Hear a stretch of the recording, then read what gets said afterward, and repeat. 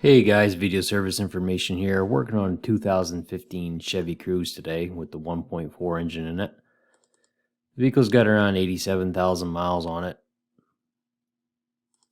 The vehicle was brought in prior about 4 or 5 months ago to a different shop, and the customer was complaining that the heater operation wasn't sufficient enough. Said it was blowing cold air.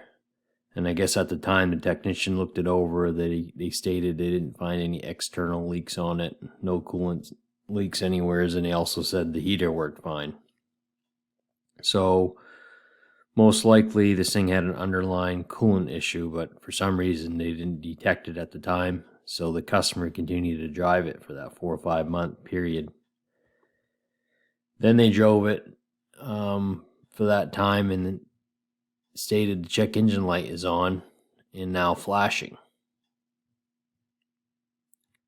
So it was scanned for codes and we found a P00B7, which is an engine coolant flow low performance code. Then it also had a random misfire code, which is a P0300, and it also had a P0299 code, which is a turbocharger underboost code. So went ahead and pressure tested this vehicle to see if it was dropping any pressure, see if we could find any external leaks anywhere or internal leaks. Pressure tested it and didn't find any external leaks. The 1.4s, they are known for water pump issues. There's various TSBs that General Motors has on the water pumps leaking on them. And there's a special policy for replacing the water pump. But this particular one didn't see any water pump issues at the time. Radiator looked fine, didn't see any external leaks there. No leaks from the external leaks from the cylinder head area. But it was dropping pressure, so we ended up pulling a plug out of this thing on cylinder 1. It did have a random misfire, but we just went ahead and pulled the cylinder 1 spark plug. And you can see here where the electrode is all corroded up, signs of burning coolant and washed. So the cylinder head, we end up removing the cylinder head on this thing to look at it, and found here on cylinder 1, you can see how all it's coolant washed. And a little bit on cylinder 4, you can see some discoloration here. Got closely looking at the cylinder head, and you can see it's got a crack here, right where the spark plug would go.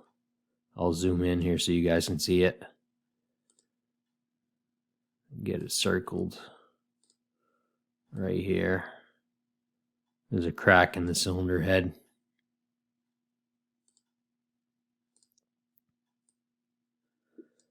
And also on that other cylinder, found a crack on that one too.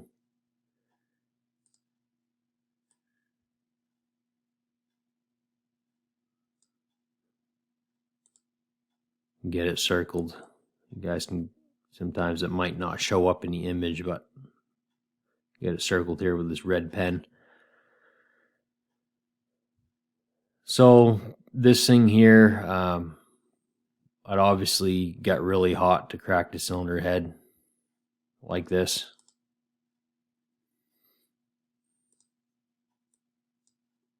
These are known for thermostat housing issues also, which would cause a poor flow. And come to find out, with this thing, did a boil test on the thermostat and it does not open up at all. So this thing had a stuck thermostat issue going on prior to that 4 or 5 month period. And then with the customer continued to drive this thing, and it most likely overheated several times, causing the cylinder head to crack.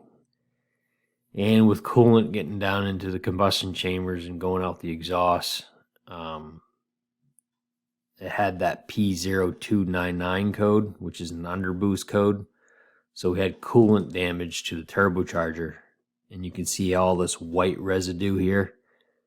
This is coolant getting down into the exhaust and going through the turbo. You can see a crack here also in the turbocharger. So this got really hot. And coolant, one thing with coolant, it burns extremely hot. So you basically, in the exhaust housing side, you got a crack all the way here. Circle it so you can see it. This is another image here. Zoom this one in so you guys can see it. So this thing is most likely, or not most likely, but it's going to need a turbocharger also. Measured the deck surface on the cylinder block to see if it was warped. It's got about 0.02. Couldn't really fit the 0.02 underneath the straight edge, so it's within specifications, but with the coolant being washed down in the cylinders and with the potential of rod bearing damage and bearing damage, it's not worth reusing this engine block, even though it's showing that it's within the specification here.